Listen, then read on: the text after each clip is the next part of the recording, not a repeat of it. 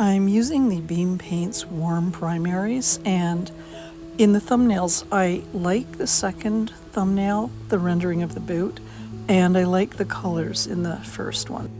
And so I've decided to work from both thumbnails. Okay, I'm getting ready to do a wash on my drawing, and I have got my Beam Paints out. These are the warm two, red and blue. So the blue is the Great Ocean, and this one is strawberry red, I believe. Yep. So these are the warms. And then the yellow, I mix, it's only one yellow, and I mixed in a little bit of blue to create a cool yellow. And the warm yellow is what they refer to as poplar yellow.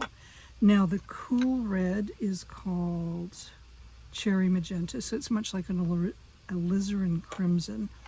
And the cool blue, which is very much like a cerulean blue, is called almost night. And then white, I won't use that, but I'll put it over there. So those are my Beam paints. Now the problem that I had when I was mixing them up, and I did get them messed up, so I had to redo my two blues. So the aqua needs to be over here because it's got a tinge of green, and the cool grouping here is incorrect. Here it's correct. And so then the warm grouping over here with the cadmium red medium, which is referred to as strawberry red, and the poplar yellow without any of the blue mixed in. And I have to move over the ultramarine blue, which is referred to as Great Ocean. So let's make sure I'm right here. Great Ocean, yes.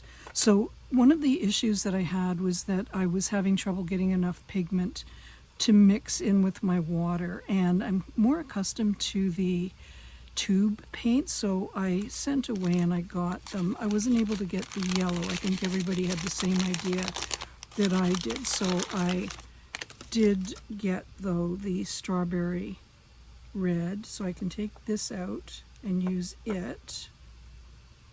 Oops, and I'll put that back here, and I was able to get the Great Ocean, so I can take this blue out. So my warms are here, and the colors that I want to use, yeah, so we're back to the mixing 6, the double primaries. I'll put that over here. Now what I want to do is I want to come from a darker blue fading and a darker green fading. So we're going to have the intense colors at the top and bottom coming into lighter and lighter. I'm going to do a wash. Now I'm trying to think whether or not I'm going to mask out the boots. There may be one or two places that I want to have a highlight, so I'll mask those areas out, but I won't do the whole boot. And then I'll be able to do a quick wet on wet wash, and I'll show you what I'm doing with that once I get to it.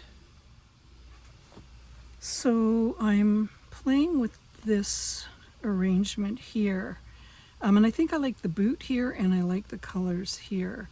So if I need to change and put in a little bit of a darker terracotta, I can always do that over the green at the end. And so again, what I want to do is mask out a few areas of light, and so the top of the boot a little bit, maybe a top of a lace or two. That's all I really need to mask out. And what I'm going to do is, I've got kneadable eraser, and rather than purchase masking liquid, I'm just going to kind of create a little shape here that I will put along the top of the boot.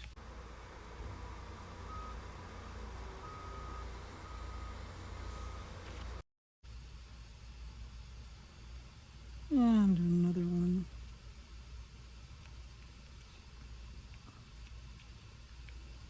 Maybe another one.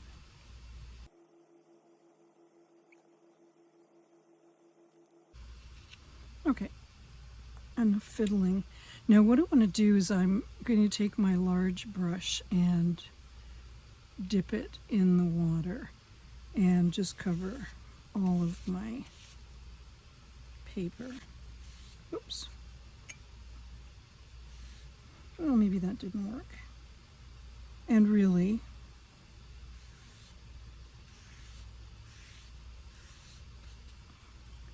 what I did want was really just one or two of these, so I can always pull back. So now I've got my wet on wet, and I'm going to load up my brush with some blue, a warm blue.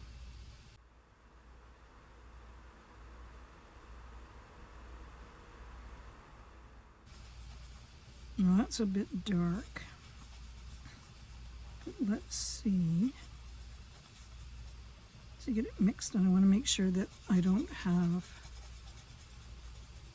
some blobs of paint still left on my brush. Yeah, it is a bit dark.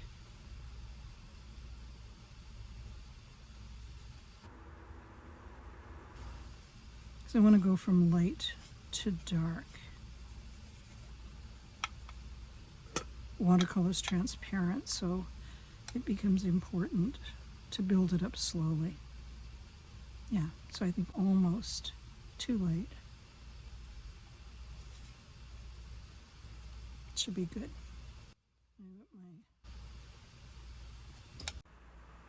So now I'm just going to start to come across the top and bring it down.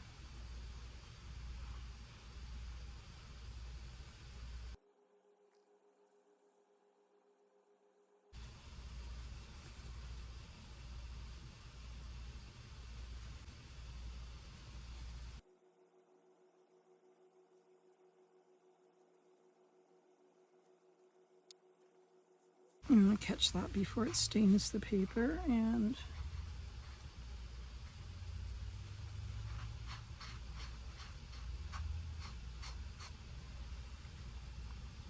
there we go. And so now I have,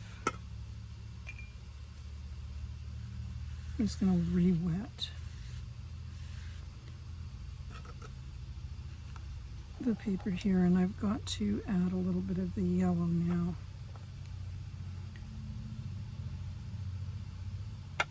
I will use this brush, which is clean. I'm going to clean off the yellow, get the red off that, and I'll go in, because I don't have the tube of yellow.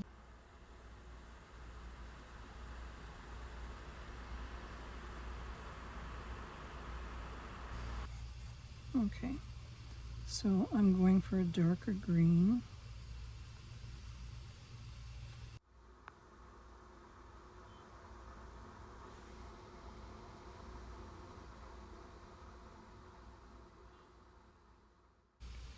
But I think I've got a nice wash. Going from darker to lighter, I can work with this. And while it's wet, I want to pull back a little bit on the pigment here.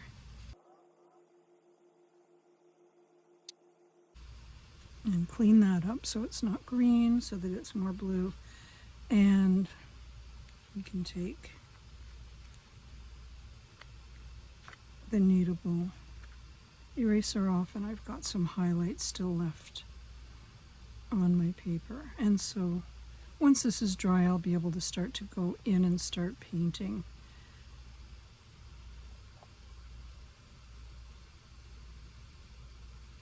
Get a little bit under the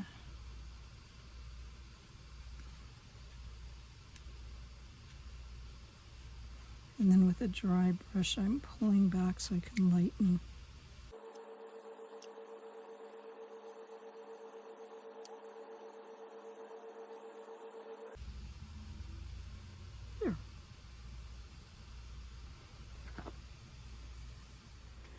Okay, I'm mixing up a red, using the strawberry red and a little bit of the green from yesterday, testing it out on my tester sheet, and then deciding to go in and get the red shape of the boot down. So go a little bit slow to start. And once I've gained a little confidence, I decide to go a little bit faster. Well, a lot faster, really fast. And then decide I better slow down a little bit more and get in and get the contour of the front of the boot a little bit at the side here. And then I can start to clean up the edge at the bottom. And enough fussing down there. I think I'll go up to the top and the tongue, and we can go really fast because we just have to get in between those laces. Boom, boom, boom, boom, boom. And then we come back down and yeah, we're finished that boot. Okay, so now we're going to put a little bit of the darks and more detail in where I got a little sloppy when I was just quickly putting in some washes. And so we'll go around the top and the edge of the boot here. We don't have to have that be pure white. And then we'll come down along the edge and get the dark happening underneath and along the back where the light is not hitting. We can go a little bit quicker now and slow down once we get into these laces again. Take our time, maybe get some of the edges crisped up a little bit more. I want to go up the tongue. And yeah, a few big parts of the boot I forgot to do before. So we've got the back of it and we've got the two flaps. This flap's a little bit lighter and we're seeing the inside of it. Okay, we'll go back in and we'll fuss a little bit more in between the laces once we start to get a little bit of the definition happening.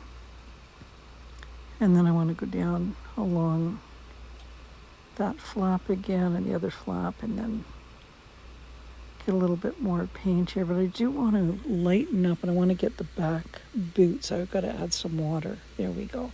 I think we're light enough to go into the back boot now and pull out the shape of it and get in and get a few of those laces in where the tongue is. Pull that detail out a little bit. And we'll get the flaps and we'll get the back edge of the boot. Yes, we've got the shape there. It's faded, again, because it's in the background and we're creating atmospherics.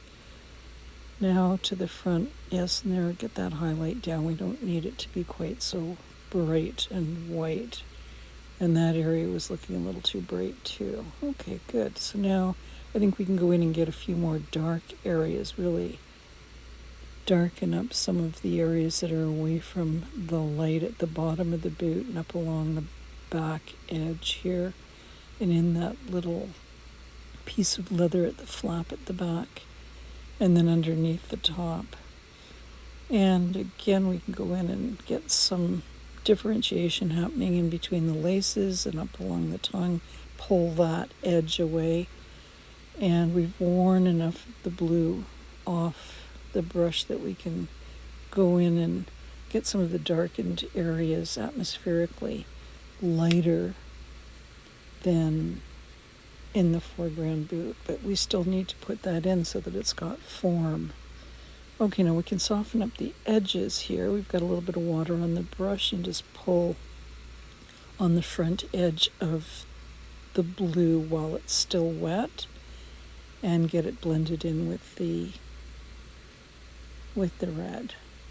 And again, let's get in and crisp up some of the right side edges of the tongue on the edge of the boot. Yeah. Okay, so I think we're there. We're there for now. Yeah. So a bit of a whoops. I forgot to film while I was doing the soles of the boots. and painting in a little bit more of the red. But when I realized it, I put the camera back on, and I'm going to be showing me painting the boots very, very quickly. Although here I'm slowing down because I've got another little bit of a whoopsie that happens in a minute. And I want to show you that. Whoa, there it is. The paintbrush went flying out of my hands. Luckily, it didn't get paint anywhere. And so I'll proceed to go a little bit more quickly as I paint, but every time that I switch the board around, I will go slowly so you don't get too dizzy here. As I was painting, I was thinking back on some of the posts I'd read that Evelyn had written, and I remember that there was one on the boots that she had posted about. So I went in search of it, and I found it. And I'll post the link in the description below. And I'm going to read directly from it. It's fascinating. You Too and Today's Fashion Footwear Stars by Evelyn Hannon. A 15-second read. She always warned us if it was a long read. I was recently at an entertainment event with 4 females, family members of various ages and stages. We were 1 grandmother, 2 mothers, and 1 teen granddaughter. We should have all had our own fashion favorites on, and we did, but I noticed a common theme in our footwear. I was wearing my red combat boots, recently purchased. Erica was wearing 2-year-old brown lace-up military-style boots. Leslie was wearing glamorous silver shimmer boots with a low heel, and teen Jessie was wearing black lace-up boots with high heels. Her age group's fashion statement. I asked myself, which came first? Was it the media conversation about the Me Too movement or fashion's much earlier response to the Me Too movement? Did the fashion industry pick up the long ago persistent whispering vibe among women way before the Harvey Weinstein, etc. stories broke around the world? Believe me when I say that what I'm thinking is not based on anything political. Anything other than 4 women coming together at an entertainment event with versions of combat boots on their feet. Accidental? Are women subconsciously responding to the stories that have slowly unfolded for us to see and read about? A movie star, a radio host, a good friend, a relative that has been affected, maybe one of us. Are we silently responding with our fashion choices? Is this military stance saying to the world, okay, enough, don't mess with me? I don't really know. What I do know is that I will now think about this theory every time I wear my red boots, fashioned after authentic military footwear worn on authentic battlegrounds. Just saying. I was just thinking. You too? Question mark.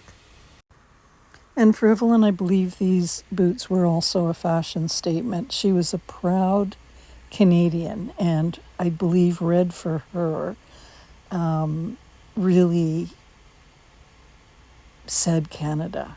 We've got our flag. It's white and it's red, and Journeywoman is all about the red and the white colors. And her boots, her glasses.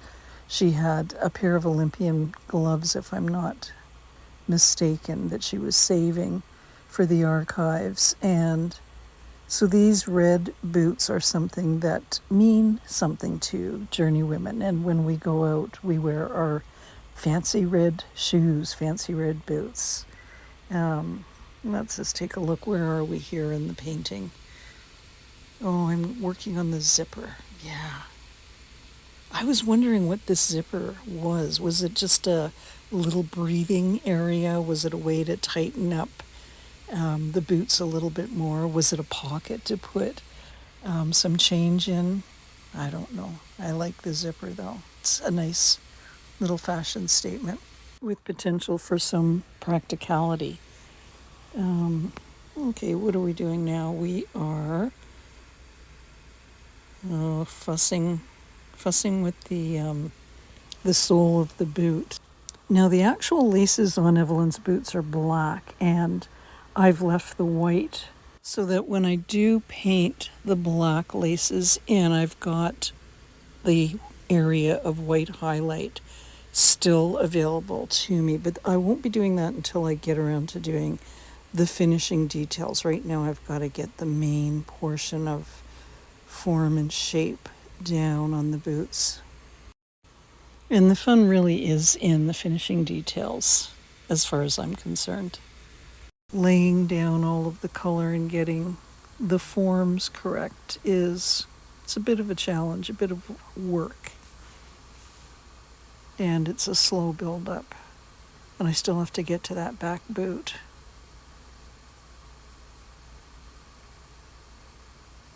Yeah, very Canadian. I like that. I like that Evelyn was a proud Canadian traveler. As we're all proud of our country when we go traveling. I can remember having the Canadian flag sewn on my baggage, sewn on my vest, and often wearing a little pin in my lapel so that when I would meet somebody, I was proud to let them know where I was from. Okay, so it looks like we're almost finished here, and so I'll see you in the next video, finishing detail video.